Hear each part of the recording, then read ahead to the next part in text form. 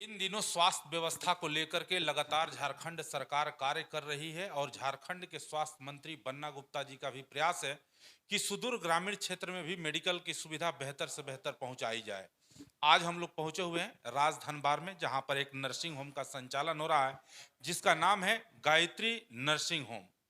Gayatri nursing home के doctor हमारे बीच मौजूद हैं, मनोज कुमार जी, जिनसे हम लोग जानने का प्रयास करेंगे कि इस नर्सिंग होम में किस तरह का सुविधा दिया जा रहा है लोगों को और किन किन डिजीज के पेशेंट अधिक आ रहे हैं। डॉक्टर साहब, हेलो डॉक्टर कार्यक्रम में आपका स्वागत है। बहुत सुदूर ग्रामीण क्षेत्र में आपका नर्सिंग होम चल रहा है, यहाँ पर किन किन डिजीज के पेशेंट अधिक आ रहे हैं? यहाँ पर अभी जो है सीज़नल जितने हैं डायरिया के पेशेंट हैं, बुखार के हैं, उसमें टाइफाइड, मलेरिया दोनों के पेशेंट आते हैं। और अभी जो एक कह सकते हैं कोविड को लेकर जो लोगों में भय बना हुआ है, उसकी वजह से सर्दी खांसी वाले जो थोड़ी-सी भी उनको होती है, वो तुरंत प्राइमरी उपचार के लिए तुरंत हमारे पास आते हैं। और फिर हम लोग जो है राजधनवार वहाँ से एक्स-रे करवा के जो भी उपयुक्त जाँच होता है, अगर कोविड का उस तरह का लगता है, तो हम लोग जो है रेफरेंस अस्पताल है, वहाँ पर हम लोग पेशेंट को भेज के फिर वहाँ पर जो एक ओपीडी केयर होता है, लगता है तो डे केयर में मैनेजमेंट करके हम लोग उनको यहाँ से छुट्टी कर देते हैं। तो इतने छोटे से जगह में और इतने कम कीमत में कोशिश हमारी रहती है कि जो एक लागत मूल्य हो पेशेंट के लिए, उतना में हम लोग ट्रीटमेंट करके उनको यहाँ से।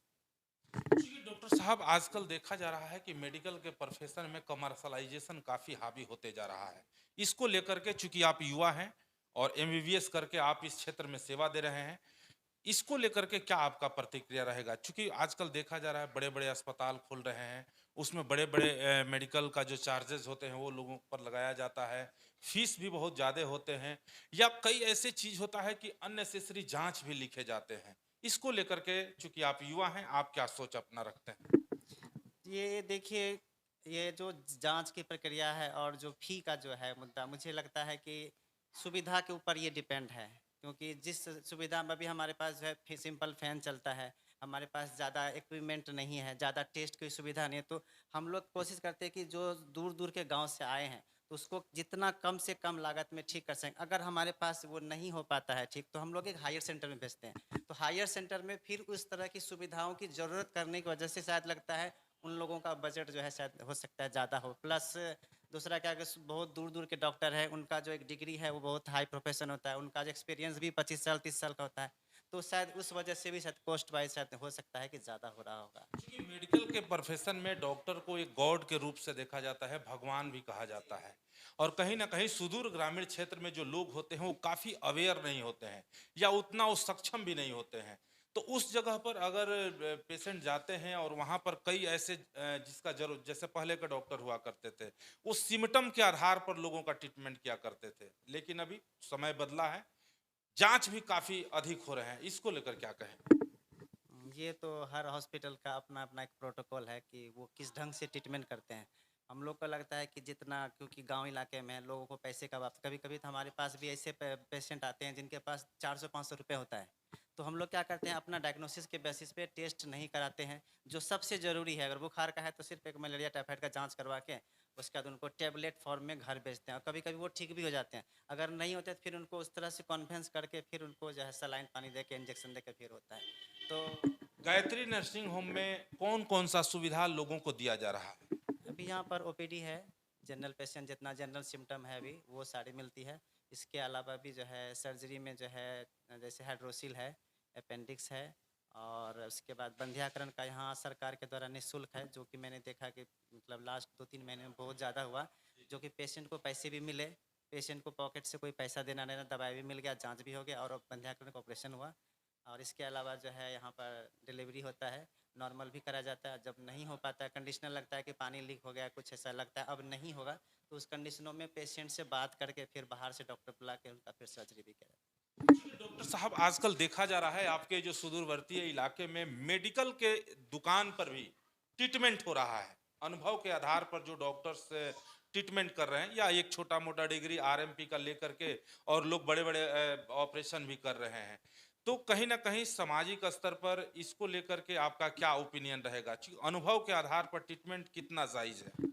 देखिए, अभी कोविड के बाद जो ट्रीटमेंट का जो लेवल है वो बिल्कुल चेंज हो गया है। पहले क्या होता था, मामूली सा सर्दी खांसी बुखार में जो है लोग डॉक्टर के पास जाते थे। अब इतना ज़्यादा एडवर्टाइजमेंट भी दिया गया, सरकार के द्वारा गाइडलाइन भी दिए गए, क्योंकि एक ऐसा समय था कि लोग घर से बाहर नहीं निकलते थे। उस टाइम में भी गवर्नमेंट ने जो है, इंडियन गवर्नमेंट, स्टेट गवर्नमेंट, दोनों ने एक प्रोटोकॉल किया कि ये सिम्टम होता है तो एटलीस्ट आप ये मेडिसिन जो है निकटतम मेडिकल स्टोर से खरीद के यूज कर लें। तो इसी दौरान में प्लस कुछ डॉक्टर जो से स्टाफ हैं जो यहाँ सीख लिए हैं, वो अपना ट्रीटमेंट देख के वहाँ, तो मुझे लगा कभी कभी शायद बेनिफिशियरी रहा ये चीज़ कि अगर यहाँ से 10 किलोमीटर दूर है, अब कोविड के टाइम में उन्हें 10 किलोमीटर आने दिया नहीं जाता, तो वो बेचारे जो है घूम घूम के घर पे घर जाके दवाई देकर बहुत सारे पेशेंट की जान बचाए। लेकिन अब जो सिचुएशन आ रहा है, तो हम चाहेंगे कि पेशेंट को अगर थोड़ा सा भी सर्दी खांसी या सांस फूलने से दिक्कत आती है, वो फर्स्ट बार कम से कम डॉक्टर से मिले। प्राइमरी चेकअप अगर हो जाता है, उसके बाद अगर वो फॉलोअप के लिए अगर वो किसी आरएमपी से करवाते हैं तो वो ज़्यादा अच्छा है। चूंकि सुदूर ग्रामीण क्षेत्र में गायत्री नर्सिंग होम का संचालन हो रहा है, लोगों को स्वस्थ रहने के लिए डॉक्टर मनोज का क्या ओपिनियन होगा? चाहेंगे कि अच्छा आहार ले और समय पर उपचार लेते रहें।